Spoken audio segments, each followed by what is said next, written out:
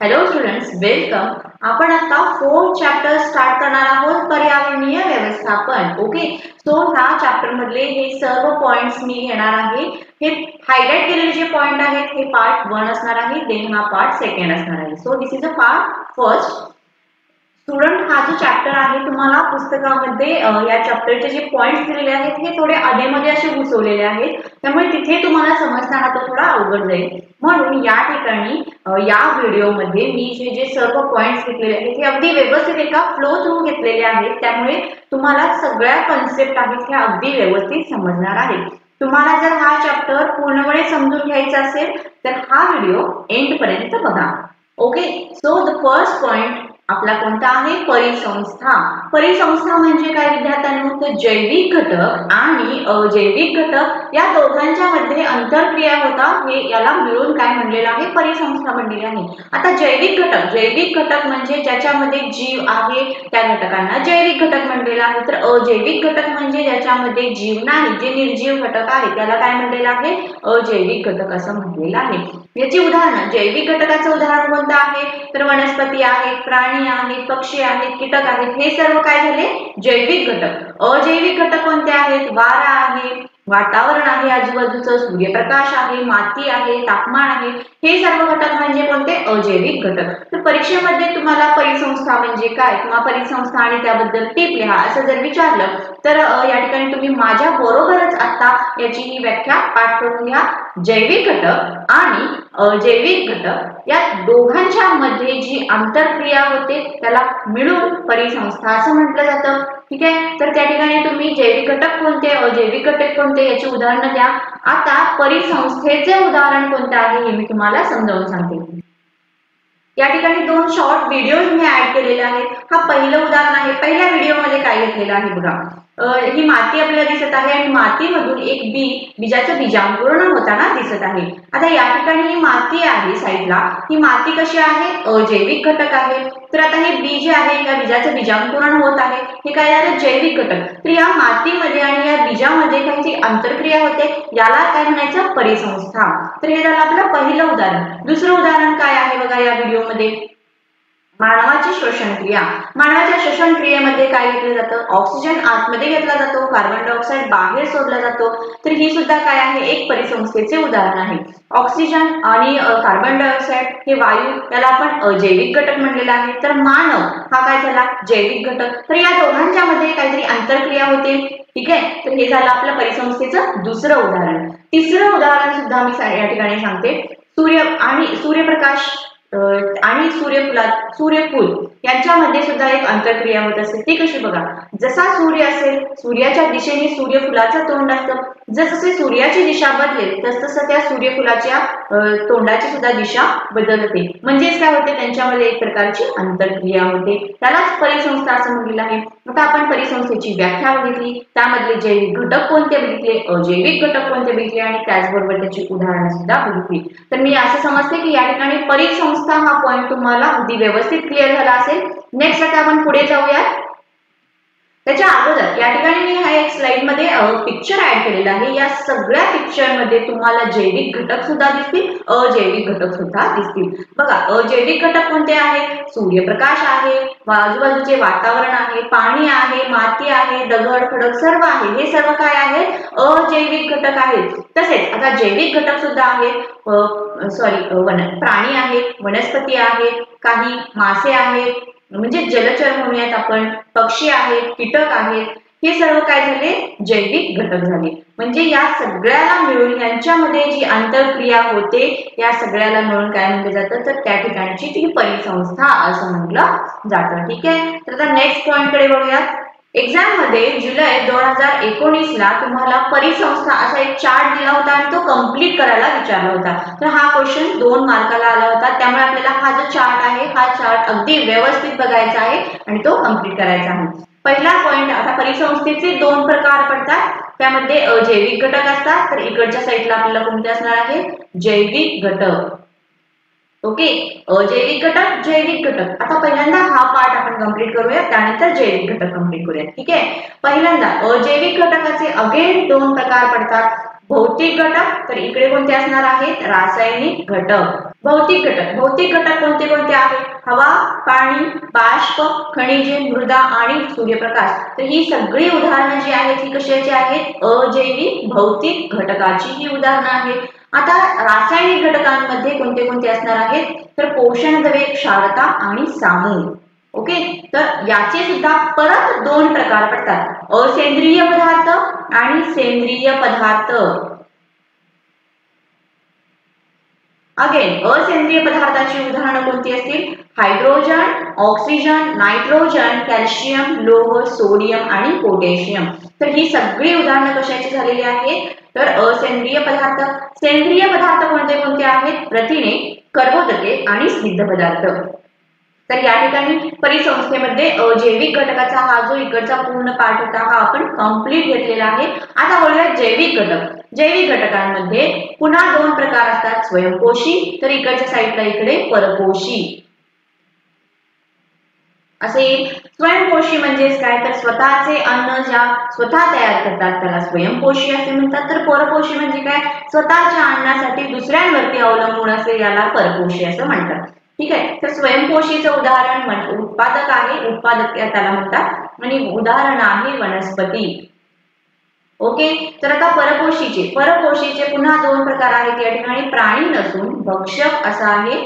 Okay, भक्षक आणि विघटक. तर भक्षकांच्या मध्ये खाली प्राणी असेल तर प्राण्याचे पुन्हा अगेन तीन आहेत प्रकार. त्यामध्ये प्राथमिक भक्षक आहे आणि द्वितीयक भक्षक आहे. म्हणजे प्राथमिक भक्षक, द्वितीयक भक्षक आणि तृतीयक भक्षक. तर विघटक म्हणजे कोणते कोणते? त्याचं उदाहरण काय आहे? तर जीवाणू आणि सूक्ष्मजीव. ओके, तर हा जो चार्ट आहे हा आपण कंप्लीट केलेला आहे. हा चार्ट अगदी व्यवस्थित तुम्ही समजावून घ्या, कारण परीक्षेमध्ये पुढे सुद्धा हे विचारण्याचे चान्सेस आहेत. ओके, सो नेक्स्ट आता बघूया अन्न साखळी.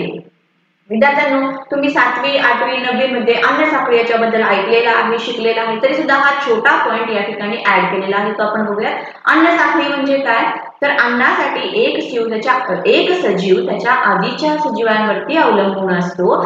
त्याची जी काही साखळी होते याला अन्न साखळी असं मानलेलं आहे. आता हे एक उदाहरण आपल्याला या ठिकाणी दिलेलं आहे. बघा, या ठिकाणी आहेत वनस्पती. वनस्पती हे सूर्यप्रकाश आणि पावसाच्या मदतीने स्वतःचे अन्न स्वतः तयार करतात. त्यामुळे या वनस्पतींवरती कोण अवलंबून आहे? तर हे नाकतोडासाठी काही कीटक असतात. हे कीटक या वनस्पतींवरती अवलंबून असतात. आहे बेडूक हा या नाकतोड्यावरती अवलंबून आहे. म्हणजे याचा भक्षक कोण आहे? हा नाकतोडा आहे. शिवाय या सापाचे भक्षक कोण आहे? हा बेडूक आहे. त्यानंतर हा जे गरुड आहे हा गरुड या सापाला खातो, त्यामुळे याचे भक्ष हा साप असणार आहे. आणि जेव्हा हे प्राणी सर्वोच्च आपण म्हणूया त्याला भक्षक, तर हा जेव्हा मृत होईल तेव्हा याच्या मृत शरीरावरती जे जीवाणू सूक्ष्मजीव असतात याला विघटक असं म्हटलेलं आहे. तर आता पहिला प्रश्न आपल्याला विचारलेला आहे, अन्न साखळीतील विविध पोषक पातळ्या कोणकोणत्या? आता या ठिकाणी या साखळीवरून आपण बघूया. पहिला वनस्पती याला आपण उत्पादक असं म्हणूया. ओके, त्यानंतर नाकतोडा याला प्राथमिक भक्षक. बेडूक हा झाला आपला द्वितीयक भक्षक. त्यानंतर साप हा झाला आपला तृतीयक भक्षक. गरुड आहे याला आपण सर्वोच्च भक्षक असं म्हणलेलं आहे.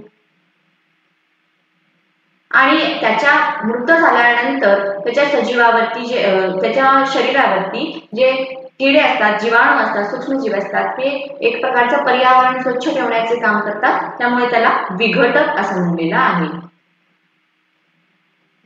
तर या सर्व पोषण पातळ्या अन्न साखळीमध्ये असतात. म्हणजेच आपल्याला आता पहिल्या प्रश्नाचं उत्तर मिळालं. दुसरा प्रश्न विचारला आहे, ऊर्जा मनोरा म्हणजे काय? ऊर्जा मनोरा म्हणजे बघा, विविध ज्या पोषण पातळ्या आहेत, आपण आता या पोषण पातळ्या बघितल्या. ठीक आहे, तर या विविध पोषण पातळ्यांच्या मध्ये ऊर्जा साठ्याची कल्पना घेण्यासाठी आखलेली एक रेखाकृती याला ऊर्जा मनोरा असं म्हटलेलं आहे. या ज्या सर्व पोषक पातळ्या आहेत, या ज्या सर्व पोषक पातळ्या आहेत, या पोषक पातळ्यांच्या मध्ये जे ऊर्जा साठा आहे, या ऊर्जा साठ्यांचा एक प्रकारची कल्पना येण्यासाठी आखलेली ते एक रेखाकृती म्हणूया किंवा आकृती म्हणूया, त्याला ऊर्जा मनोरा असं म्हणलेलं आहे. ठीक आहे विद्यार्थ्यांनो, तर या दोन्ही प्रश्नांची उत्तर तुम्हाला क्लिअर झाली असतील. आता नेक्स्ट पुढचं बघूयात, विविध अन्न साखळ्या. आता एक अन्न साखळी आपण ही बघितली, तशाच विविध अन्न साखळ्या आपल्या या पर्यावरणामध्ये असतात. त्याचबरोबर बघा वनस्पतींवरती हा जो उंदीर आहे हा उंदीर यांना खातो, त्याचबरोबर साप या उंदराला खातो, गरुड असेल हा या सापाला खातो, तसेच ससा सुद्धा वनस्पतींवरती अवलंबून आहे. या सस्यासारख्या प्राण्यांना गरुडासारखे जे प्राणी आहेत ते खातात. ठीक आहे. तसेच नागतोडा मगाशी आपण ही अन्न साखळी बघितली. तर या ज्या अन्न साखळ्या आहेत, एक अन्न साखळ्या अशा विविध अन्न साखळ्या असतात. या विविध अन्न साखळ्यांना मिळून अन्न जाळे असं म्हटलं जातं. ठीक आहे. आता विद्यार्थ्यांनो पुस्तकामध्ये तुम्हाला एक प्रश्न विचारलेला आहे. तो प्रश्न कोणता आहे बघा. दक्षिण भारताच्या विविध राज्यात, दक्षिण भारतात म्हणजे भारताचा जो दक्षिण भाग आहे या ठिकाणी मोठ्या प्रमाणात भात शेती केली जाते. तिथे भात पिकावरती अन्नासाठी मोठ्या प्रमाणावरती नागतोडे येतात. त्या ठिकाणी काय असते, नागतोड्यांचे तिथं अन्न आहे त्यामुळे नागतोड्यांची संख्या तिथं असते. त्याचबरोबर तेथील शेतीमध्ये चिखलात नागतोडे यांचा भक्ष म्हणून बेडकांची संख्या सुद्धा मोठ्या प्रमाणात असते. आणि आवडते खाद्य म्हणून बेडकांचे भक्षणासाठी साप देखील तिथे असतात. म्हणजे एक प्रकारची अन्न साखळी तिथे असते. परंतु जर अचानक तेथील बेडकांची संख्या कमी झाली तर काय होईल हा प्रश्न विचारलेला आहे. त्याच्यावरती पहिला प्रश्न, जर बेडकांची संख्या कमी झाली तर भाताच्या पिकावरती काय परिणाम होईल हा प्रश्न विचारलेला आहे. सपोज जर बेडकांची संख्या कमी झाली तर काय होणार, बेडूक कोणाला खातात, नागतोड्यांना खातात. त्यामुळे काय होणार आहे, नागतोड्यांची संख्या वाढणार आहे. ठीक आहे. आणि दुसरा प्रश्न काय विचारलेला आहे, दुसरा प्रश्न विचारलेला आहे कुठल्या पक्ष्यांची संख्या वाढेल व कुठल्या पक्ष्याची संख्या कमी होईल. जर बेडकाची संख्या कमी झाली तर काय होणार आहे, नागतोड्यांची जी संख्या आहे ती वाढणार आहे आणि सापांची संख्या काय होणार आहे, कमी होणार आहे. ठीक आहे. त्यानंतरचा तिसरा प्रश्न आहे एकंदरीत तेथील परिसंस्थेवरती काय परिणाम होईल. आता तेथील परिसंस्थेवरती काय परिणाम होणार आहे, जर बेडकांची संख्या कमी झाली तर नागतोड्यांचे प्रमाण वाढणार, सापांची संख्या कमी होणार. नागतोड्यांची संख्या जर वाढली तर काय होणार, नागतोडे कशावरती अवलंबून असतात तर भाताच्या पिकावरती अवलंबून असतात. त्यामुळे तिथे जे काही पीक असणार आहे पिकांचे नुकसान हे नागतोड्यांच्यामुळे होणार आहे. शिवाय तेथील जे परिसंस्था आहे या परिसंस्थेवरती जो समतोल असणार आहे या परिसंस्थेचा समतोल बिघडणार आहे किंवा तिथली परिसंस्था संपुष्टात येणार आहे असं आपण म्हणूया. तर या तीनही प्रश्नांची उत्तरं आपण आता बघितली. त्याच्यानंतर आता पुढचा पॉइंट आपला आहे तो आहे पर्यावरण आणि परिसंस्था संबंध. म्हणजे पर्यावरणाचा आणि त्यामध्ये असणाऱ्या परिसंस्थांचा काय संबंध आहे हे थोडक्यात आपण बघूया. पर्यावरणाची व्याख्या म्हणजेच काय, तर आपल्या सभोवती असणारे सर्व सजीव, निर्जीव, रासायनिक आणि जैविक घटक याला मिळूनच काय म्हणलेलं आहे, पर्यावरण म्हणलेलं आहे. किंवा आपल्या सभोवतालची असणारी परिस्थिती याला सुद्धा पर्यावरण म्हणलेलं आहे. विद्यार्थ्यांना पर्यावरणाच्या व्याख्या या भरपूर आहेत परंतु आपल्याला पुस्तकामध्ये ज्या दिलेल्या आहेत त्या आपल्याला समजून घ्यायच्या आहेत. ठीक आहे. तर व्याख्या काय सांगितलेली आहे, तर सभोवती असणारे जैविक घटक, सजीव, निर्जीव, रासायनिक घटक या सगळ्याला मिळून काय म्हणलेलं आहे, पर्यावरण म्हणलेलं आहे. तर या पर्यावरणाचे सुद्धा दोन प्रकार आहेत. पहिला आहे नैसर्गिक पर्यावरण, त्याला प्राकृतिक पर्यावरण असं सुद्धा म्हटलेलं आहे, आणि मानवनिर्मित पर्यावरण. ठीक आहे. नैसर्गिक पर्यावरण जे आहे या नैसर्गिक पर्यावरणामध्ये हवा, भूमी, पाणी तसेच सजीव या म्हणजेच आपण काय म्हणूयात की जैविक घटक, अजैविक घटक या दोघांचा सुद्धा समावेश आहे. त्या दोघांच्या मध्ये आंतरक्रिया आहेत याला मिळून परिसंस्था असं म्हणलेलं आहे. आणि या सजीव जैविक घटकांमध्ये आणि अजैविक घटकांच्या मध्ये ज्या आंतरक्रिया होतात या आंतरक्रिया होणे सुद्धा महत्वाचं आहे. हे या सगळ्याला मिळून काय म्हणलेलं आहे, तर नैसर्गिक पर्यावरण म्हणलेलं आहे. मानवनिर्मित पर्यावरण हे सुद्धा या नैसर्गिक पर्यावरणाप्रमाणेच असणार आहे. तर आता हे जे पर्यावरण आहे या पर्यावरणामध्ये जैविक घटक आहेत, अजैविक घटक आहेत, या दोघांच्या मध्ये आंतरक्रिया होतात, त्यातून परिसंस्था निर्माण होते. तर याचा अभ्यास करण्यासाठी तर त्यांचा आंतरसंबंधाचा अभ्यास करण्यासाठी एक वेगळी शाखा असते किंवा एक वेगळं शास्त्र असते, त्याला परिस्थितिकी असे म्हणतात. काय म्हणतात, परिस्थितिकी. ठीक आहे. जैविक घटक आणि अजैविक घटक या दोन घटकांच्या मध्ये जे आंतरसंबंध आपण मगाशी उदाहरण 3 बघितली, तर याच्या मधला जे काही संबंध आहे याचा अभ्यास करण्याचे एक शास्त्र आहे, त्याला परिस्थितिकी म्हटलेलं आहे. आणि या परिस्थितिकीचा अभ्यास करण्यासाठी मूलभूत कार्यात्मक असे एक एकक वापरलेले आहे, यालाच परिसंस्था असं म्हटलेलं आहे. म्हणजेच उदाहरण काय देणार आहोत आपण, एखादे लहान डबके असू देत किंवा आपली पूर्ण पृथ्वी हे सुद्धा एक परिसंस्थेचे उदाहरण आहे. कारण पृथ्वीवरती जैविक घटक आहेत, अजैविक घटक आहेत. म्हणजे जैविक घटकांमध्ये वनस्पती आहेत, प्राणी आहेत, पक्षी आहेत, किडे आहेत, हे सर्व जैविक घटक आहेत. शिवाय अजैविक घटक सुद्धा आहेत. पाणी आहे, जमीन आहे, वातावरण आहे, तापमान आहे, हे सर्व अजैविक घटक सुद्धा आहेत. तर या दोघांच्या मध्ये सुद्धा काही आंतरसंबंध होत असतात. याचा अभ्यास करण्याचे शास्त्र आहे, त्याला परिस्थितिकी म्हटलं जातं. तर परिसंस्थेचं उदाहरण आपली पृथ्वी हे आपण या ठिकाणी सांगू शकतो. ठीक आहे. देन नेक्स्ट आपण आता बघणार आहोत आपल्या पर्यावरणामध्ये परिसंस्था कोणत्या कोणत्या आहेत. तर याच्यामध्ये एक प्रश्न आपल्याला विचारलेला आहे, तो आहे पर्यावरणामध्ये कोणकोणती चक्रे असतात आणि त्यांचे महत्व काय, असं विचारलेलं आहे. तर आपल्या पर्यावरणामध्ये वायू चक्र आहे, ऑक्सिजन चक्र आहे, त्यानंतर जलचक्र आहे, कार्बन चक्र आहे. ही सर्व जे चक्र आहेत ही आपल्या पर्यावरणामध्ये आहेत आणि त्यांचे महत्व म्हणजे काय, आपल्या पर्यावरणामध्ये ज्या परिसंस्था आहेत त्यांचा समतोल राखण्यासाठी या परिसंस्था ज्या आहेत या महत्वाच्या आहेत. ठीक आहे. तर नेक्स्ट पॉइंट आपला आहे तो आहे पर्यावरण संवर्धन. पर्यावरण संवर्धन म्हणजेच काय, तर ते सांभाळणे किंवा त्याचे रक्षण करणे, संरक्षण करणे म्हणजेच काय थोडक्यात, तर या पर्यावरणाचे आपण संरक्षण करायचे आहे, सांभाळायचे आहे. विद्यार्थ्यांनो, निसर्गाशिवाय मानवाचे जे जीवन आहे हे अगदीच अशक्य आहे. ठीक आहे. परंतु मानवाने काय केलेले आहे, त्याच्या गरजा भागवण्यासाठी निसर्गाकडून जेवढे घेता येईल तेवढे सर्व घेतलेले आहे आणि त्याच्या बदल्यात निसर्गाला मात्र तो काही त्याने दिलेले नाही किंवा तो ते निसर्गाला देण्याचे विसरून गेलेले आहे. तर या ठिकाणी त्यामुळे काय झालेले आहे, स्वतःच्या गरजा भागवण्यासाठी मानवाने औद्योगिकरण सुरू केले, नागरीकरण सुरू केले, रस्ते बांधायला सुरू केले, धरणे बांधायला सुरू केले. या सगळ्यामध्ये काय झालं, तर पर्यावरणाचा ऱ्हास होत गेला, प्रदूषण वाढत गेलं. शिवाय वनस्पती, प्राणी यांच्या जीवनावरती परिणाम होत गेला. या सगळ्यामुळे काय झालं, पर्यावरणीय समस्या होत गेल्या. तर या पर्यावरणीय समस्या आपल्याला कमी करायच्या आहेत किंवा ज्या आता पर्यावरणीय समस्या आहेत त्यांची व्याप्ती आपल्याला कमी करायची आहे. त्यासाठी आपल्याला या पर्यावरणाचे संरक्षण करायचे आहे, संवर्धन करायचे आहे.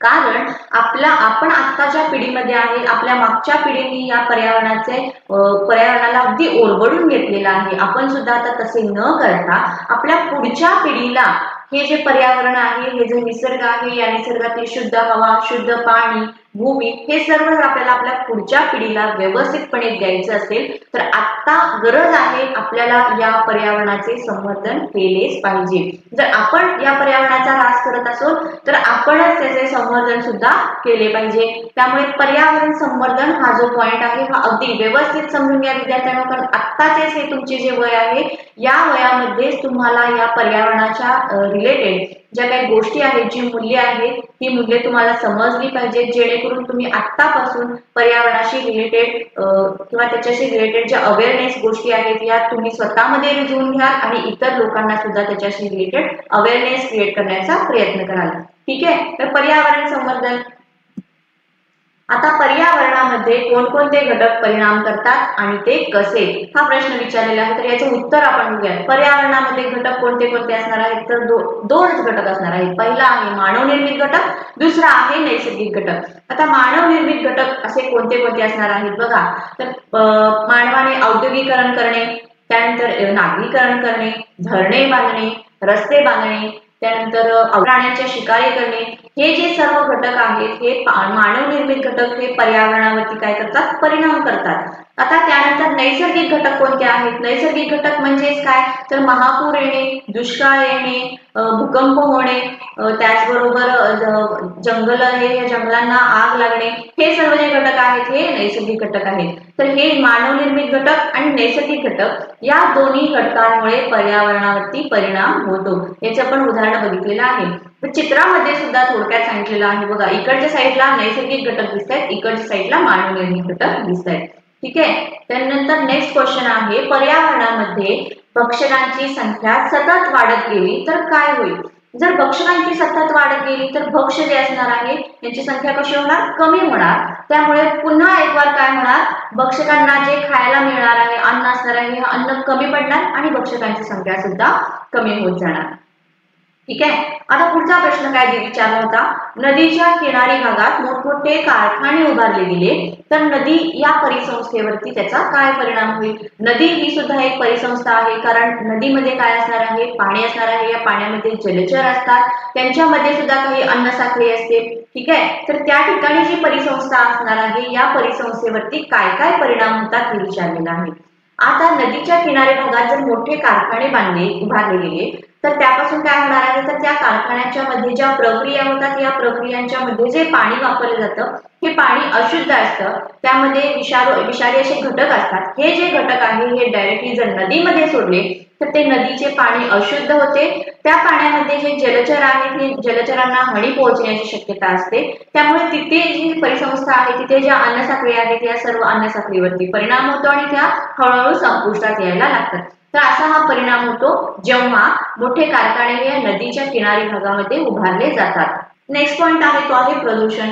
पर्यावरणीय प्रदूषण म्हणजे नैसर्गिक घटना किंवा मानवनिर्मित कृती यामुळे सभोवतालच्या वातावरणामध्ये झालेला अनावश्यक किंवा अस्वीकार्य बदल. प्रदूषण म्हणजे काय, एखाद्या गोष्टीमध्ये दूषित काहीतरी मिसळणे आणि त्याच्यामुळे ती गोष्ट प्रदूषित होणे, याला प्रदूषण म्हणलेलं आहे. पण आता पर्यावरणाचे प्रदूषण म्हणजे काय, काही नैसर्गिक घटना आहे किंवा काही मानव निर्मित कृती आहे, या सगळ्यामुळे काय होतं, जो आपल्या सभोवतालचं पर्यावरण आहे याच्यामध्ये एक बदल घडतो. जो बदल कसा आहे, अनावश्यक आहे किंवा आपल्याला तो स्वीकार्य नाही, अशा बदलाला पर्यावरणीय प्रदूषण म्हणलं जातं. तर या प्रदूषणाचे सुद्धा प्रकार आहेत. त्यामध्ये बघा, वायू प्रदूषण आहे.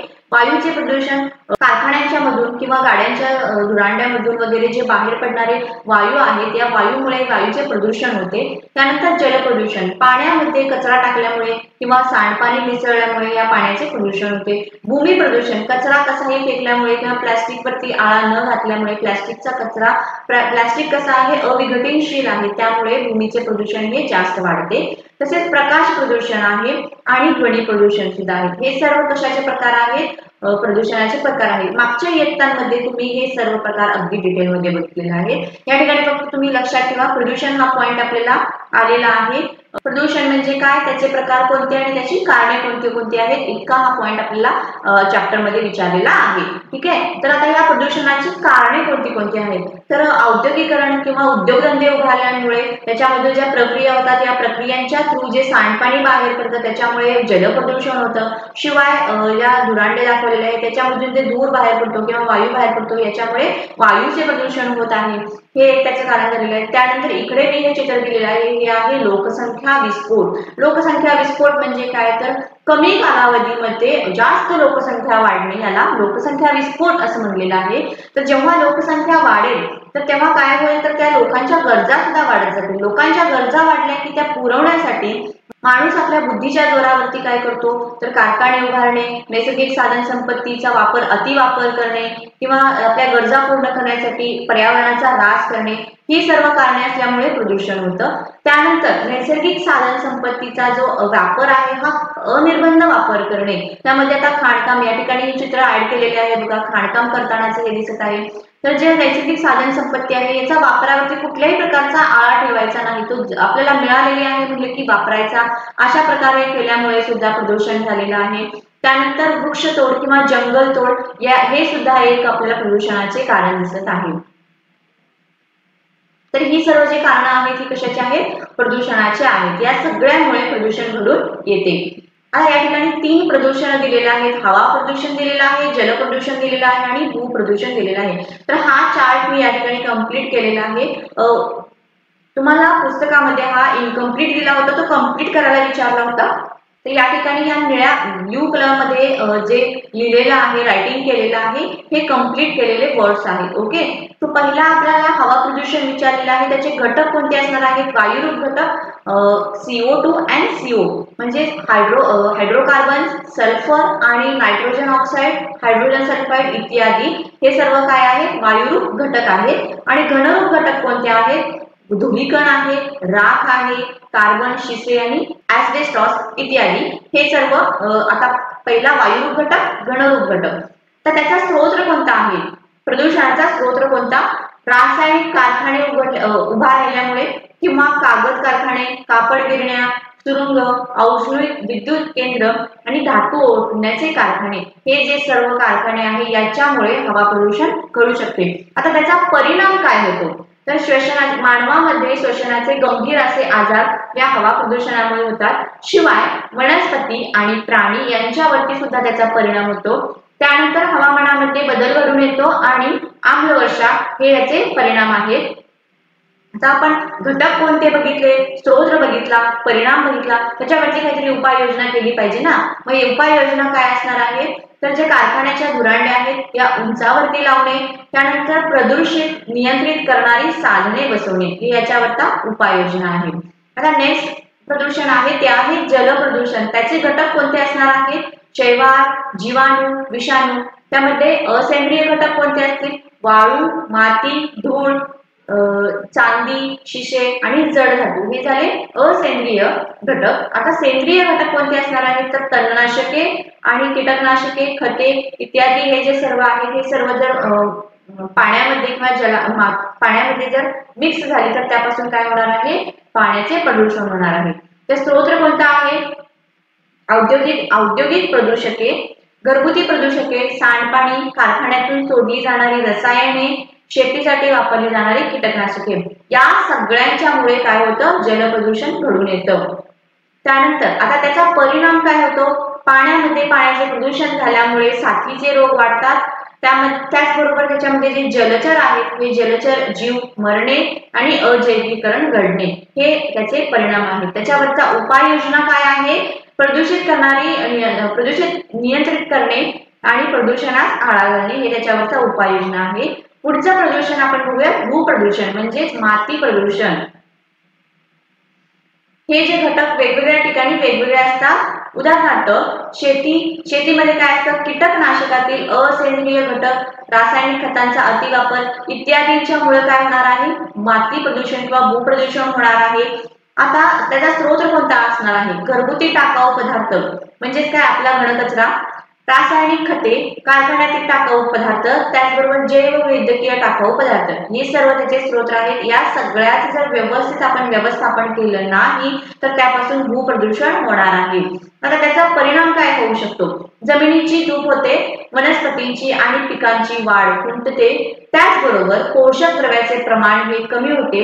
हे सर्व परिणाम हे या भूप्रदूषणामुळे होतात. आता हे परिणाम आपल्याला कमी करायचे असतील तर त्याच्यावरती उपाययोजना करावी लागेल. तर ती उपाययोजना काय असणार आहे, पुन्हा वापर करणे किंवा पुनर्चक्रीकरण करणे, घनकचरा व्यवस्थापन करणे, पुनर्वापर करणे किंवा पुनर्चक्रीकरण करणे. म्हणजेच काय, प्लास्टिक सारखा पदार्थ हा अविघटनशील असल्यामुळे त्याच्यामुळेच भूप्रदूषण होते किंवा माती प्रदूषण होते. तर प्लास्टिक सारखा हा जो पदार्थ आहे याचा आपण रिसायकलिंग करायचं किंवा रियूज करायचं, त्याच्या योग्य ते मॅनेजमेंट करायचं आणि तो वापरात घ्यायचा. घनकचरा व्यवस्थापन म्हणजे काय, ओला कचरा वेगळा, सुका कचरा वेगळा, असं करायचं आहे आणि तो योग्य जागी आपल्याला त्याचं टाकून द्यायचा आहे किंवा त्याचे योग्य व्यवस्थापन करायचं आहे. या सर्व गोष्टी जर आपण केल्या, या आपल्याला जे उपाययोजना दिल्या आहेत या सर्व गोष्टी जर आपण केल्या तर त्यापासून हे जे प्रदूषण आहे ते प्रदूषण कमी होण्यास मदत होईल आणि त्याच्यापासून जे परिणाम होणार आहे हे परिणामी कमी होणार आहे. ठीक आहे. तर आता पुढचा आपला अनेक पॉइंट आहे तो आहे किरणोत्सारी प्रदूषण. किरणोत्सारी प्रदूषण म्हणजेच काय, म्हणजे दोन प्रकारे घडतं, त्यामध्ये नैसर्गिक आहे आणि मानवनिर्मित सुद्धा आहे. आता नैसर्गिक प्रदूषण, किरणोत्सारी प्रदूषण कसं होतं, त्याचे दोन स्रोत आहेत, तो आहे अल्ट्राव्हायोलेट किरणे आणि इन्फ्रारेड किरणे. अल्ट्राव्हायोलेट किरणे म्हणजे युव्ही रेज तुम्हाला माहिती असतील. जो ओझोनचा लेअर आहे हा या प्रदूषणामुळेच ओझोनचा लेअर कमी होत चाललेला आहे आणि त्यामुळे सूर्यापासूनची डायरेक्ट जी अतिनील किरणे आहेत ही अतिनील किरणे पृथ्वीवरती पोहोचत आहेत. त्यामुळेच काय होत आहे, वनस्पतींना किंवा झाडांना ते अपायकारक ठरतात. तर हे त्याच्यामुळे प्रदूषण होत आहे. त्याचबरोबर इन्फ्रारेड किरणे सुद्धा आहेत, हे झाले नैसर्गिक. आता मानवनिर्मित कोणते आहेत, एक्सरे आणि अणुभट्टीमधून होणारा किरणोत्सार. ज्या अणुभट्ट्या आहेत या अणुभट्ट्यांमध्ये औष्णिक विद्युत केंद्र वगैरे आहे, त्याच्यामध्ये सपोज ऍक्सिडेंटली काही घडलं तर त्याच्यामधून जो किरणोत्सार होणार आहे हा कसा असणार आहे, मानवनिर्मित किरणोत्सारी प्रदूषण असणार आहे. आता हे जे किरणोत्सारी प्रदूषणाचे काही परिणाम आहेत हे परिणाम आपण बघूया. किरणोत्सारी प्रदूषण हा जो पॉइंट आहे विद्यार्थ्यांनो, हा पॉइंट परीक्षेमध्ये विचारला होता, त्यामुळे हा पॉइंट तुम्ही अगदी व्यवस्थित करून घ्या. प्रदूषण म्हणजे काय, त्याचे प्रकार कोणते, त्याचे परिणाम कोणते आणि त्याची उदाहरणं, हे सर्व आपल्याला सांगायचे आहे. 2 मार्काला तुम्हाला हा प्रश्न विचारू शकतात. ठीक आहे. तर त्याचे परिणाम कोणते आहेत? एक्सरेच्या उच्च प्रमाणामुळे कॅन्सरकारी अल्सर निर्माण होतात. जर सारखे एक्सरेज आपण सोडले तर त्यामुळे काय होऊ शकतं? कॅन्सर सारखे जे अल्सर्स असतात ते निर्माण होतात. त्यानंतर शरीरातील जे टिश्यूज आपण म्हणतो, उती म्हणलेला आहे, यांचा काय होतो? नाश होतो. त्यानंतर जनुकीय बदल, जेनेटिक डायव्हर्जन होतं आणि दृष्टीवरती हानिकारक असे परिणाम होतात. याचे सुद्धा काही आजार आहेत त्याच्याशी रिलेटेड. हे या आजारांना आपल्याला त्यामुळे तोंड द्यावे लागतं. जगात आतापर्यंत चेर्नोबिल, विंडस्केल आणि 3 माईल आयलंड अशा मोठ्या दुर्घटना घडलेल्या आहेत. कशामुळे? तर या अणुभट्टीतून झालेल्या किरणोत्सारामुळे या 3 दुर्घटना घडलेल्या आहेत. तर याची उदाहरणं आपण या चित्राद्वारे आता बघूयात. तर आपल्या पहिल्या चित्रामध्ये दिसत आहे, हे आहे 3 माईल आयलंड. त्यानंतर इकडे फर्स्टला आहे चेर्नोबिल आणि हे आहे विंडस्केल. तर ही 3 मोठ्या या ठिकाणी दुर्घटना घडल्या होत्या. या दुर्घटना मानव निर्मित किरणोत्सारामुळे घडलेल्या होत्या. हे 2 हायलाइट केलेले पॉइंट्स आहेत. हे पॉइंट्स मी या ठिकाणी आज कव्हर करत आहे. तर आता पहिला पॉइंट आपण बघणार आहोत, पर्यावरण संवर्धनाची गरज. तर विद्यार्थ्यांनो, हा जो व्हिडिओ आहे, हा व्हिडिओ तुम्ही एंड पर्यंत बघा, कारण या व्हिडिओमध्ये परीक्षेला विचारले जाणारे सर्व क्वेश्चन या पार्ट मध्ये आता ऍड केलेले आहेत. बघा, पर्यावरण संवर्धनाची गरज. या पाठीमागच्या पार्ट मध्ये किंवा पार्ट 1 मध्ये आपण काय बघितलं? परिसंस्था म्हणजे काय आणि परिसंस्था आणि पर्यावरण या दोघांच्या मधला संबंध काय. आता जेव्हापासून मानवाचे अस्तित्व सुरू झाले तेव्हापासून मानवाने स्वतःच्या जे काही बेसिक नीड्स आहेत, अन्न, वस्त्र, निवारा, या सर्व पुरवण्यासाठी त्याने निसर्गाचा पुरेपूर असा वापर करून घेतला. आणि हा जो वापर करत असताना त्याच्या लक्षात आलं नाही की त्या बदल्यात काहीतरी निसर्गाला आपण दिलं पाहिजे. आणि याचा परिणाम काय झालेला आहे की या पर्यावरणाच्या समस्या वाढत गेलेल्या आहेत. एक्झाम्पल त्याचं काय आहे? प्रदूषण आहे. तर अशा प्रकारचे जे काही पर्यावरणीय समस्या आहेत, प्रॉब्लेम्स आहेत, हे सर्व वाढत गेलेले आहेत. सध्या आता पर्यावरणाची गरज आपल्याला भासत आहे. तर ही पर्यावरणाचे संवर्धन आपल्याला जे करायचे आहे हे कशा प्रकारे केले पाहिजे किंवा त्या ठिकाणी आपल्याला कोणत्या कोणत्या गोष्टी माहिती असल्या पाहिजेत हे बघूया. पर्यावरण संवर्धनासंबंधीचे जे कायदे आहेत हे सर्वसामान्य लोकांना माहीत नसतात. तुम्हा आम्हासारख्या सर्वसामान्य लोकांना जे काही त्याच्याशी रिलेटेड कायदे बनवलेले आहेत कोर्टनी, हे आपल्याला माहीत नसतात. पर्यावरण संवर्धनामध्ये लोकांचा मोठ्या प्रमाणावरती सहभाग आवश्यक आहे. जर आपण ठरवले आहे की आता पर्यावरण संवर्धन करायचे आहे, त्याचे रक्षण करायचे आहे, तर या ठिकाणी सर्व लोकांनी एकत्र येऊन त्यांनी त्यांचा सहभाग त्या ठिकाणी महत्त्वाचा आहे. त्याचबरोबर पर्यावरण संवर्धन जर करायचे असेल तर त्यासाठी एक प्रभावी अशी लोक चळवळ झाली पाहिजे आणि त्यामुळेच पर्यावरणीय समस्यांना, जी समस्या आहे त्यांना उत्तर मिळू शकतील. म्हणजेच काय, मागच्या काही वर्षांमध्ये बघा, सर्व मराठा आरक्षणासाठी सर्व लोक एकत्र आले आणि त्या ठिकाणी त्यांनी ती एक लोक चळवळ केली, आंदोलन केले. अशा प्रकारच्या गोष्टी पर्यावरणाचे संरक्षण करण्याच्या रिलेटेड सुद्धा घडल्या पाहिजे, जेणेकरून सर्व लोक एकत्रित आली पाहिजे आणि ज्या ज्या पर्यावरणीय समस्या आपल्या निर्माण झालेल्या आहेत या सर्व समस्यांना त्यांना त्याची उत्तर देतात, म्हणजे तरच त्यांना त्याची उत्तर मिळू शकतील. म्हणजेच अशा प्रकारच्या लोक चळवळी झाल्या पाहिजे. त्यानंतर कोणता आहे? लहान वयापासून मुलांमध्ये पर्यावरणाविषयी माहिती, प्रेम आणि सकारात्मक दृष्टिकोन ही मूल्य रुजवली पाहिजेत. म्हणजेच काय, तर आपल्या घरामध्ये किंवा आपल्या कॉलनीमध्ये जी लहान लहान मुले असतात, तसेच शाळेमध्ये सुद्धा शिकवलं पाहिजे की घरामध्ये जे आपण कचरा आपला असतो हा कचरा कुंडीमध्येच फेकला पाहिजे. त्यानंतर पाण्याचा वापर हा जपून केला पाहिजे. रस्त्यावरून इकडून तिकडून जात येत असताना वगैरे झाडाची पाने तोडणे, झाडाच्या फांद्या तोडणे, अशी जी कृती आहे ही कृती थांबवली पाहिजे. तसेच त्यांना आपल्या बरोबर घेऊन काही वृक्षारोपण आपण केले पाहिजे. तर अशा छोट्या छोट्या ज्या गोष्टी आहेत या छोट्या छोट्या गोष्टी मुलांच्या मनामध्ये आपण रुजवल्या पाहिजे. म्हणजेच काय, पर्यावरणाशी रिलेटेड त्यांना माहिती दिली पाहिजे, त्याबद्दलचे त्यांना प्रेम वाटलं पाहिजे, सकारात्मक दृष्टिकोन वाटला पाहिजे. अशा प्रकारची मूल्ये आपण मुलं लहान असल्यापासूनच त्यांच्या मनामध्ये रुजवली पाहिजे. त्याचबरोबर आपण तर आता पर्यावरणाचे संवर्धन करत आहोत, त्याचबरोबर जगातील सर्व विकसित म्हणजे ज्यांचा विकास ऑलरेडी झालेला आहे, सध्या जे विकासाच्या मार्गावरती आहेत आणि त्यांचा विकास व्हायचा आहे असे जे देश आहेत या सर्वांनी पर्यावरण रक्षणाची जबाबदारी घेतलेली आहे आणि त्याच्याशी रिलेटेड म्हणजेच पर्यावरणाचे संरक्षण व्हावे याच्याशी रिलेटेड जे जे काही कायदे आहेत हे सर्व सुद्धा त्यांनी कायदे बनवलेले आहेत आणि त्यानुसार त्यांची अंमलबजावणी सुद्धा सुरू झालेली आहे। तर हा पॉइंट आपला होता पर्यावरण संवर्धनाची गरज। आता पर्यावरण संवर्धन ही आपली सामाजिक जबाबदारी। जर आपण पर्यावरणामध्ये राहतो, पर्यावरणामध्ये असणारे शुद्ध हवा, पाणी या सर्व गोष्टींचा जर आपण वापर करत आहोत तर या ठिकाणी आपली जबाबदारी आहे की आपल्या सभोवतालचे असणारे हे वातावरण, पर्यावरण या पर्यावरणाची आपल्याला काळजी घ्यायची आहे, त्याचे संरक्षण संवर्धन करायचे आहे। जेव्हापासून पर्यावरण आणि माणूस या दोघांचे संबंध कधीपासून निर्माण झाले तर मानवाच्या अस्तित्वापासून। जेव्हा मानव अस्तित्वामध्ये आला, हळूहळू त्याच्या बुद्धीचा विकास होत गेला आणि त्याने आपल्या बुद्धीच्या, स्मरणशक्तीच्या आणि कल्पना शक्तीच्या जोरावरती इतर सजीवांच्या पेक्षा म्हणजे वनस्पतींपेक्षा, प्राण्यांच्या पेक्षा, सगळ्यांच्या पेक्षा आपलं जे स्थान आहे हे स्थान कसे केले, महत्वपूर्ण केले किंवा त्याने ते स्ट्रॉंग बनवले। ठीक आहे। आता मानव अस्तित्वात आल्यापासून त्याच्या गरजा सुद्धा वाढत गेल्या। अन्न, वस्त्र, निवारा या सगळ्या गरजा पूर्ण करण्याच्या नादामध्ये त्याने निसर्गाकडून किंवा या पर्यावरणाकडून जितकं काही घेता येईल तितकं सर्व त्याने त्याचा वापर करून घेतला। त्याच्या बदल्यात मात्र निसर्गाला तो द्यायचं काहीतरी विसरून गेला। म्हणजेच काय, आपल्या स्वतःच्या गरजा पूर्ण करण्यासाठी किंवा स्वतःच्या आयुष्य सुखी समृद्ध जीवन जगण्याच्या नादामध्ये त्याने वनस्पतींची तोड केली, त्यानंतर पाण्याचे प्रदूषण केले, हवेचे प्रदूषण केले, इतके सगळं केलं। या सगळ्यांमुळे काय झालं तर पर्यावरणामध्ये प्रॉब्लेम्स निर्माण झाले, काय त्या पर्यावरणाची हानी निर्माण झाली, पर्यावरणीय समस्या निर्माण झाल्या। एक्झाम्पल त्या ठिकाणी आपण प्रदूषण देत आहोत। तर या सगळ्यावरून आपल्याला काय लक्षात आलं की मानवच असा एकटा आहे की याच्यामुळेच तो मानवच ह्या पर्यावरणामध्ये इतका ड्रास्टिक वेनी चेंज करू शकतो। वनस्पती किंवा प्राणी हे दोन्ही इतका ड्रास्टिक वेनी पर्यावरणाचे प्रॉब्लेम्स करणार नाहीत, तर फक्त माणूस आणि माणूसच यासाठी जबाबदार आहे।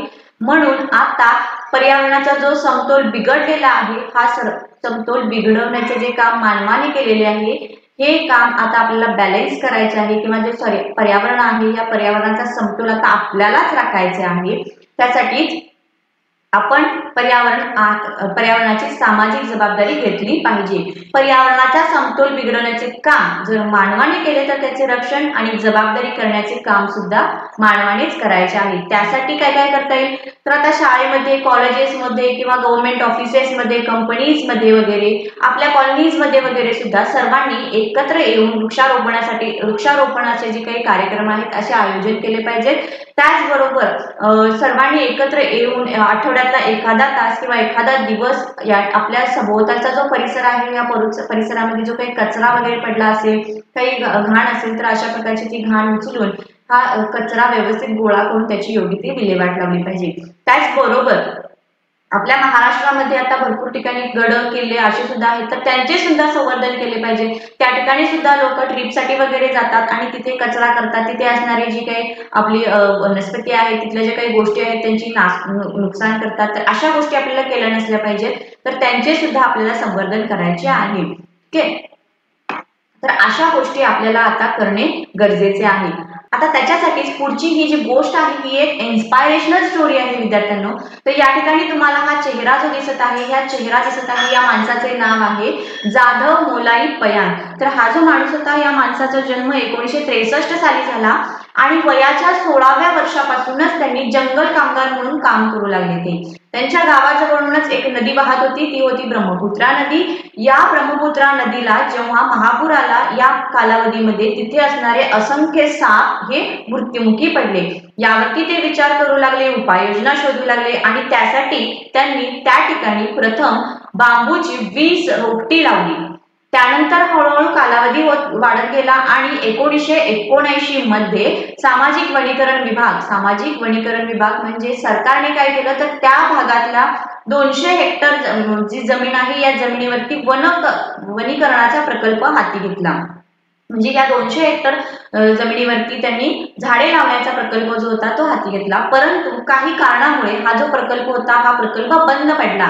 परंतु आता ह्या प्रकल्पामध्ये ते जे काम जाधव मोलाई पयान होते हे काय काम करत होते जंगल कामगार म्हणून काम करत होते. जेव्हा प्रकल्प बंद पडला तेव्हा यांनी आपले काम थांबवले नाही, तर त्यांनी आपले कार्य हे अविरतपणे सुरू ठेवले.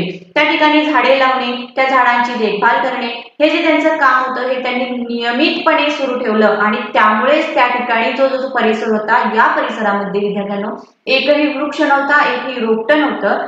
अशा ठिकाणी त्यांनी या एकट्या माणसांनी सुमारे 1360 एकर, बघा एरिया कमी नाहीये, फार मोठा एरिया आहे, 1360 एकर इतकं मोठं जंगल ह्या एका माणसाने बनवलेलं आहे.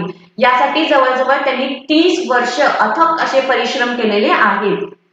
आसाममध्ये जोरहाट येथील कोकिलामुख येथे हे जंगल आहे आणि हे जे जंगल आहे या जंगलाला आता सरकारने किंवा त्या ठिकाणचे जे लोक आहेत यांनी मोलाई जंगल असे म्हणून ओळखण्यास सुद्धा सुरू केलेले आहे. तर त्यांनी हे जे कष्ट केले, अथक परिश्रम केले, ते इतकं जे मोठा जी जागा होती, जी एरिया होता, या एरियावरती त्यांनी वृक्षारोपणाचे काम केले. फक्त वृक्षारोपण केलं नाही तर त्याची देखभाल केली आणि त्याच्यापासून एक मोठं जंगल, या ठिकाणी पिक्चर्स मध्ये मी ऍड केलेले आहे बघा, इतकं मोठं जंगल त्यांनी निर्माण केलेलं आहे. या त्यांच्या प्रयत्नांबद्दल किंवा त्यांच्या कामगिरीबद्दल भारत सरकारने त्यांना पद्मश्री किताब देऊन सन्मानित केलेलं आहे. ठीक आहे, तर ही एका कर्तबगार माणसाची इन्स्पायरेशनल स्टोरी होती. यावरून आपण काय सांगू शकतो की आपण वृक्षतोड करायला फार वेळ लागत नाही, परंतु वृक्ष रोपण करायला, वृक्षांना वाढवायला फार वेळ लागतो. त्यासाठी एका माणसाने जर मनात आणले तर तो एक अख्खेच्या अख्खे जंगल उभा करू शकतो. या गोष्टीवरून आपण ही एक इन्स्पायरेशनल बाब लक्षात घ्यायची आहे. आता आपला पुढचा पॉइंट आहे पर्यावरण संवर्धन आणि त्याच्याशी रिलेटेड असणाऱ्या जैवविविधता. बघा हा जो पॉइंट आहे हा पॉइंट विद्यार्थ्यांना महत्वाचा आहे, कारण हा जो पॉइंट या पॉइंट वरती एक्झाम मध्ये याच्या आधी सुद्धा 2-3 वेळेला क्वेश्चन विचारलेले आहेत. या पुढे सुद्धा तुम्हाला या पॉइंट वरती क्वेश्चन विचारू शकतात. सो हा जो पॉइंट आहे हा पॉइंट अगदी व्यवस्थित बघायचा आहे. पहिल्यांदा आपण बघूयात व्याख्या. जर हा या पॉइंट वरती तुम्हाला क्वेश्चन विचारला तर तुम्ही एक्झाम मध्ये सुद्धा पहिल्यांदा व्याख्या असंच लिहायचं आहे आणि व्याख्या या ठिकाणी तुम्ही ही सुद्धा ऍड करू शकता.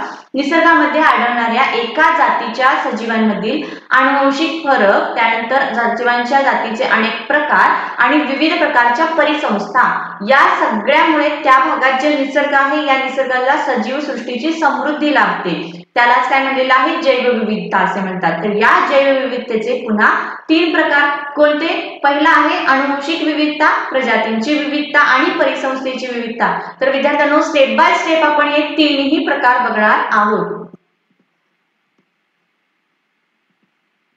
आता पहिला त्यातला आनुवंशिक विविधता म्हणजेच एका जातीतील सजीवांमध्ये आढळणारी विविधता, याला आनुवंशिक विविधता असं म्हणलेलं आहे. आता म्हणजेच काय, एकच जात, एक जात म्हणजे काय, मानव जात आपण म्हणूयात. तर मानव जातीमध्ये प्रत्येक मानव हा एका मानवापेक्षा दुसरा मानव वेगळा आहे. म्हणजे मी वेगळे आहे, तुम्ही वेगळे आहात, तुमचे फ्रेंड्स वेगवेगळे आहेत. म्हणजेच काय झालं, याला कशाचं आपण म्हणूया, याला काय म्हणणार आहोत आपण, यामध्ये आनुवंशिक विविधता असे म्हणणार आहोत. आता पुनरुत्पादन प्रक्रियेमध्ये सहभागी होणाऱ्या सजीवांच्या मध्ये जर आनुवंशिक वैविध्य कमी झाले तर मात्र ती जी जात आहे ही नष्ट होण्याचा धोका निर्माण होतो. तर हा पॉइंट थोडा किचकट आहे, हा तुम्हाला आता समजणारा नाही आहे, पण या ठिकाणी तुम्ही फक्त हा पॉइंट लक्षात ठेवा की पुनरुत्पादन प्रक्रियेमध्ये भाग घेणारा जो सजीव आहे याच्यामधला जो आनुवंशिक वैविध्य आहे हे जर कमी झाले तर मात्र त्यांची जी जात आहे ही जात नष्ट होण्याचा धोका निर्माण होतो. आता सेकंड विविधता कोणती आहे, ती आहे प्रजातींची विविधता. म्हणजेच काय, निसर्गामध्ये सजीवांच्या असंख्य अशा प्रजाती आढळून येतात, यालाच प्रजातींची विविधता म्हणतात. म्हणजे निसर्गामध्ये वेगवेगळ्या वनस्पती आहेत, प्राणी आहेत, सूक्ष्मजीव आहेत, या सगळ्यांचा विविध प्रकार आहे, त्यामुळे त्याला काय म्हणलेलं आहे, विविध प्रजातींची विविधता. आता थर्ड पॉइंट कोणता, तर परिसंस्थेची विविधता. परिसंस्थेची विविधता, प्रदेशामध्ये अनेक परिसंस्था आहेत. आपण परिसंस्था हा पॉइंट पार्ट 1 मध्ये बघितला. तर अशा ज्या परिसंस्था आहेत ह्या प्रत्येक ठिकाणी वेगवेगळ्या परिसंस्था असतात. त्यामुळे एका प्रदेशातील प्राणी आणि वनस्पती, त्यांचा अधिवास आणि पर्यावरणातील फरक यांच्या संबंधातून परिसंस्थेची निर्मिती होते. प्रत्येक परिसंस्थेतील प्राणी, वनस्पती, सूक्ष्मजीव आणि अजैविक घटक हे वेगवेगळे असतात. ज्या प्रत्येक ठिकाणी म्हणजे वेगवेगळ्या ठिकाणी वेगवेगळी परिसंस्था असणार आहे, त्या ठिकाणी असणाऱ्या परिसंस्थेमधले प्राणी, वनस्पती, सूक्ष्मजीव आणि अजैविक घटक हे सुद्धा वेगवेगळे असतात. अर्थात नैसर्गिक आणि मानव निर्मित अशा देखील 2 स्वतंत्र परिसंस्था आहेत. तर हे आपण 3ही पॉइंट्स बघितले. विद्यार्थ्यांनो हे 3ही पॉइंट्स अगदी महत्त्वाचे आहेत, तुम्हाला हे परफेक्टच करून ठेवायचे आहेत. ठीक आहे. आता नेक्स्ट पॉइंट आहे, हा थोडा इंटरेस्टिंग पॉइंट आहे. या पॉइंटचं नाव आहे देवराई. देवराई म्हणजेच काय, तर देवाच्या नावाने राखलेले आणि पवित्र समजले जाणारे वन यालाच काय म्हणलेलं आहे, देवराई असं म्हणलेलं आहे. ठीक आहे. तर आता परंपरेने चालत आलेले हे जे जंगल आहे, हे जंगल सरकारच्या वन खात्याने सांभाळलेले नसून समाजाने सांभाळलेले अभयारण्य असं त्याला म्हटलेलं आहे. म्हणजेच हे जे जंगल तयार झालेले आहे, हे जंगल यामध्ये सरकारचा वन खाते जे आहे याचा कुठल्याही प्रकारचा हस्तक्षेप नसून आजूबाजूचा जे समाज आहे, आजूबाजूच्या त्या गावातले जे लोक आहेत त्यांनी एकत्रितपणे येऊन सांभाळलेले हे एक अभयारण्य आहे.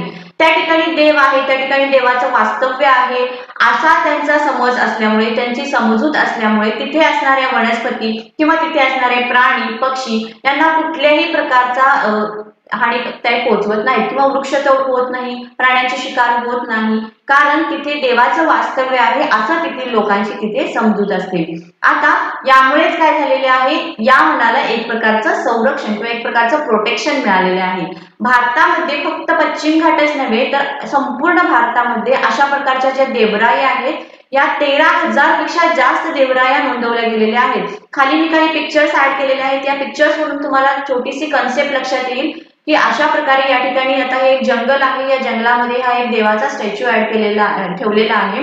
तर याला काय म्हणलेलं आहे, देवराई असं म्हणलेलं आहे. या ठिकाणी सुद्धा सेकंड पिक्चर मध्ये बघा, एक प्रकारचे जंगल आहे आणि हे एक देवाचं आपल्याला या ठिकाणी त्रिशूल त्या ठिकाणी रोवलेलं दिसत आहे. म्हणजे त्या ठिकाणी काय समज आहे लोकांचा की तिथे देवाचं वास्तव्य आहे.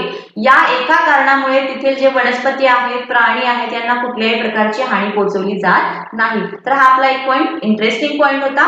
त्यानंतर आपला नेक्स्ट पॉइंट असणार आहे, हा पॉइंट अगदी व्यवस्थितच आपल्याला करायचा आहे. तुम्ही माझ्या बरोबरच हे जे सर्वच्या सर्व पॉइंट्स आहेत हे सर्व पॉइंट लक्षात ठेवायचे आहेत, कारण हा प्रश्न आपल्याला परीक्षेमध्ये विचारण्याचे जास्त चान्सेस आहेत. जैवविविधतेचे संवर्धन कसे करता येईल. आता बघा त्याच्यामधला पहिला पॉइंट, दुर्मिळ जातीच्या सजीवांचे संरक्षण करणे. म्हणजे ज्या सजीवांची जे सजीव आहेत किंवा त्यांची जी जात आहे दुर्मिळ होत चाललेली आहे किंवा कमी कमी होत चाललेली आहे, त्यांचं आपल्याला काय करायचं आहे, संरक्षण करायचे आहे. त्यानंतर राष्ट्रीय उद्याने आणि अभयारण्ये यांची निर्मिती करणे. काही क्षेत्र म्हणजे काही जागा आहेत, या जागांना आपण काय म्हणायचं आहे की राखीव जैव विभाग म्हणून त्या घोषित करणे. त्याचबरोबर विशिष्ट प्रजातींच्या संवर्धनासाठी खास प्रकल्प सुरू करणे. वनस्पती आहेत, प्राणी आहेत यांचे संरक्षण करणे. आणि नेक्स्ट पॉइंट कोणता, कायद्याचे पालन करणे. पर्यावरणा संवर्धना रिलेटेड जे काही सरकारने कायदे निर्माण केलेले आहेत या सर्व कायद्यांचे आपल्याला पालन करायचे आहे. पारंपरिक ज्ञानाची नोंद करून ठेवणे. आजपर्यंत आपल्याला पारंपरिक ज्ञान, ट्रॅडिशनल नॉलेज जे काही सर्व मिळालेले आहे या सर्व ज्ञानाचे नोंद करून ठेवायचे आहे किंवा ते जतन करून ठेवायचे आहे. तर हे 7ही पॉइंट्स या ठिकाणी जर तुम्हाला एक्झाम मध्ये क्वेश्चन विचारला तर हे 7ही पॉइंट्स त्या ठिकाणी ऍड करायचे. ओके. आता नेक्स्ट आपण बघूयात, या ठिकाणी मी हे थोडे सिम्बॉल्स ऍड केलेले आहेत. तर या सिम्बॉल्स पासून आपल्याला कोणता मेसेज मिळतो हे बघूयात. पहिला सिम्बॉल आपल्याला सायकल दाखवलेले आहे आणि त्या सायकलचा कलर ग्रीन दिलेला आहे. म्हणजेच आपण काय या ठिकाणी शिकायचं आहे या सिम्बॉल वरून, तर जर थोडा अंतर असेल तर त्या थोड्या अंतरावरती गाडीचा वापर न करता चालत जाणे किंवा सायकलने जाणे बेस्ट. म्हणजेच या ठिकाणी काय होणार, गाडीमध्ये जे आपण इंधन वापरतो या इंधनाचा वापर सुद्धा कमी होईल आणि त्यापासून जे प्रदूषण होणार आहे प्रदूषण सुद्धा कमी होईल. तर हा मेसेज आपल्याला या फर्स्ट सिम्बॉल पासून मिळतो. सेकंड सिम्बॉल आहे तो आहे पाण्याचा वापर जपून करायचा आहे किंवा आपल्याला पाणी वाचवायचं आहे. वेगवेगळ्या ठिकाणी दुष्काळासारख्या परिस्थिती निर्माण झालेल्या आहेत, त्यामुळे तिथील लोकांना किंवा तिथल्या मानवांना त्याचा त्रास होतो, तिथील जनावरांना सुद्धा त्याचा त्रास होतो. शिवाय ज्या शेतजमिनी आहेत त्या शेतजमिनींमधून सुद्धा जे उत्पादन बाहेर पडणार आहे त्याच्यावरती सुद्धा त्याचा परिणाम होतो. तर अशा गोष्टी आपल्याला घडू द्यायच्या नाही आहेत. आपल्याला जे पाणी मिळत आहे या पाण्याचा वापर आपल्याला जपून करायचा आहे, पाणी आपल्याला वाचवायचे आहे. तर हा आपल्याला सेकंड सिम्बॉल मधून मेसेज मिळतो. थर्ड सिम्बॉल आपल्याला या ठिकाणी दिलेला आहे, आपल्याला पिन दिलेले आहे आणि ग्रीन कलरचा या ठिकाणी पान सुद्धा दाखवले आणि ग्रीन कलर दिलेला आहे. म्हणजे आपल्या घरामध्ये जे काही सर्व लाईट्स आहेत, फॅन आहेत याचा आपल्याला जपून वापर करायचा आहे. म्हणजे त्या वेळेला आपण ते पटपट बंद केले पाहिजेत किंवा नको असलेल्या वेळी ते बंद करून ठेवले पाहिजे. व त्याचबरोबर सौर ऊर्जा आहे, या सौर ऊर्जेचा वापर केला पाहिजे, पवन ऊर्जेचा वापर केला पाहिजे. तर या थर्ड सिम्बॉल मधून आपल्याला हा सर्व मेसेज मिळतो. त्यानंतर आता फोर्थ सिम्बॉल मध्ये काय दाखवलेलं आहे, तर एक व्यक्ती आहे, हा व्यक्ती या कचरा कुंडीमध्ये कचरा टाकत आहे. म्हणजेच काय आपल्याला मेसेज घ्यायचा आहे, तर कचरा इतरत्र न टाकता तो कचरा कुंडीमध्येच टाकला गेला पाहिजे. त्यामध्ये ओला कचरा वेगळा, सुका कचरा वेगळा, असे त्याचे दोन वेगवेगळे भाग केले पाहिजेत आणि त्या ठिकाणी त्या कचऱ्याची योग्य ती विल्हेवाट लावली पाहिजे. तर या चारही सिम्बॉल्स मधून आपल्याला हे सर्व मेसेजेस मिळतात आणि आपल्याला ते फॉलो करायचे आहेत. आता पुढचा आहे, आपण पर्यावरणामध्ये राहतो, सभोवतालची हवा, सभोवतालचे पाणी हे सर्वांचा वापर करतो. म्हणजेच आपल्याला आता पर्यावरणाशी रिलेटेड त्याचे संरक्षण केले पाहिजे. त्यासाठी आता पर्यावरणामध्ये माझी भूमिका काय असणार आहे याबद्दल बघा. पहिलं नियंत्रण, म्हणजे त्यामध्ये मी नियंत्रण काय करू शकते, तर पर्यावरणाची जी हानी होणार आहे ही हानी रोखण्यासाठी मी प्रयत्न करू शकते. हानी करणाऱ्या ज्या कृती आहेत, म्हणजे जर कोण काही तसे करत असेल, हानिकारक गोष्ट करत असेल, तर ती थांबवणे आणि त्या ठिकाणी त्या माणसांमध्ये अवेअरनेस क्रिएट करणे, या सर्व गोष्टी करायच्या.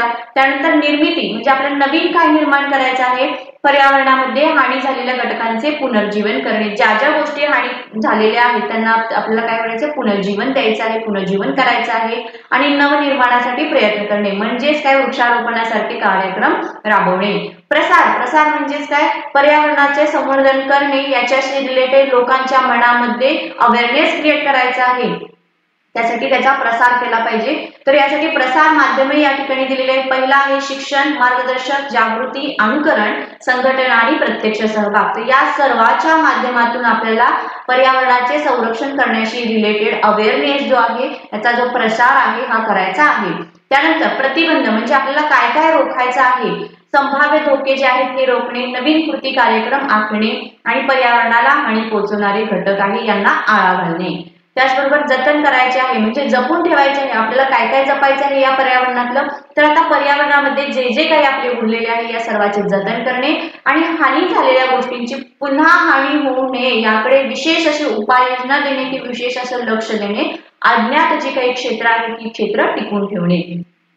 आता टिकवणे, टिकवण्याच्या बाबतीत काय सांगूयात, तर जी जी साधन संपत्ती आपल्याकडे उपलब्ध आहे ही सर्व टिकवण्याचा प्रयत्न करणे. आता पुढचा पॉइंट आहे आपला, तो आहे जैवविविधतेची संवेदनक्षम क्षेत्र. विद्यार्थ्यांनो हा पॉइंट सुद्धा महत्वाचा आहे. मी व्हिडिओच्या स्टार्टिंगला सांगितलं होतं की हा व्हिडिओ एंड पर्यंत बघा, कारण यामध्ये जे जे सर्व पॉइंट्स आहेत हे सर्व पॉइंट्स परीक्षेच्या दृष्टीने महत्वाचे आहेत. तर जैवविविधतेचे संवेदनशील क्षेत्र, याला आपण हॉटस्पॉट, बायोडायव्हर्सिटी हॉटस्पॉट असं म्हणतो. तर ते कोणते कोणते आहेत, तर असे जवळजवळ 34 स्थळं आहेत की जगामध्ये त्यांची नोंद झालेली आहे.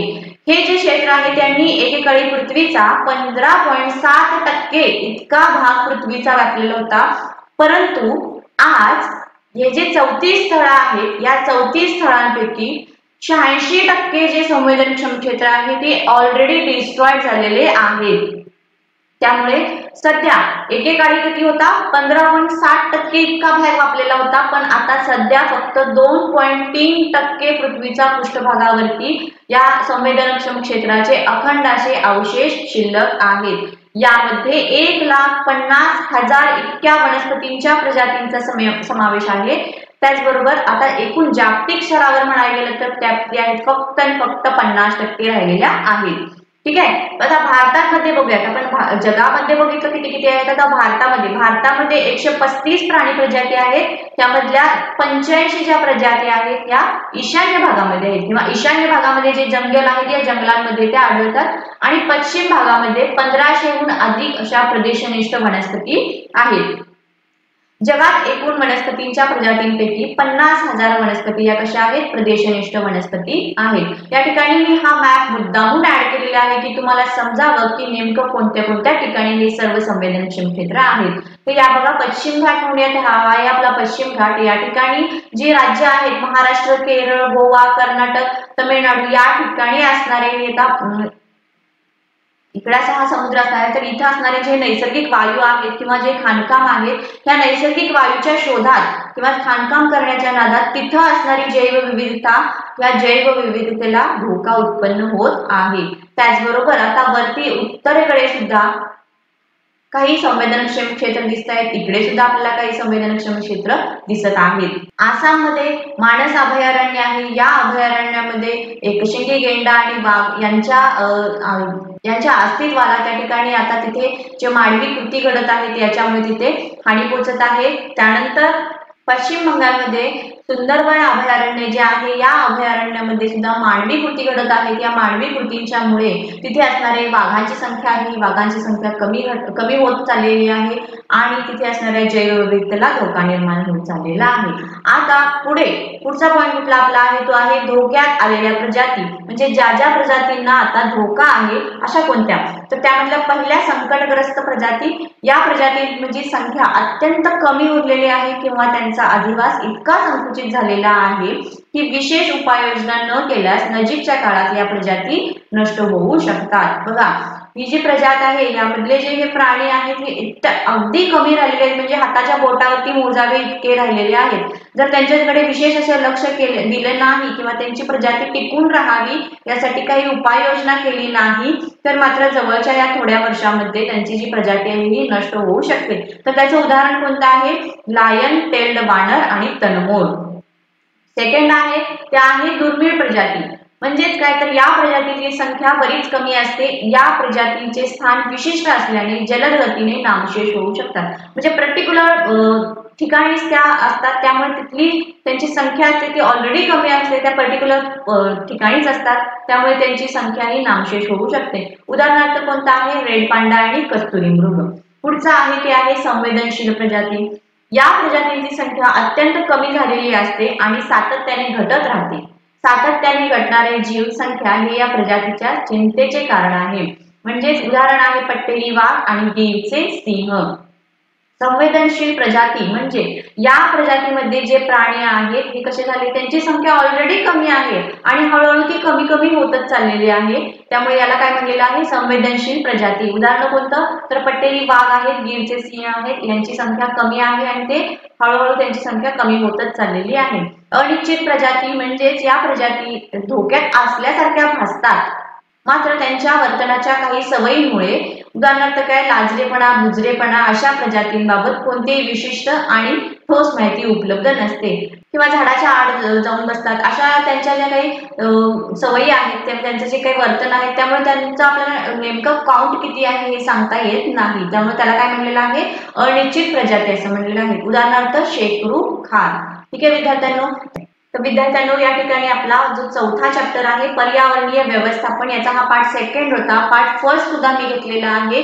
जर तुम्हाला या दोन्ही पार्ट मध्ये काहीही डाऊट असेल तर तुम्ही तो मला विचारू शकता. मी तुमचा तो डाऊट क्लिअर करण्याचा नक्की प्रयत्न करेन. थँक्यू.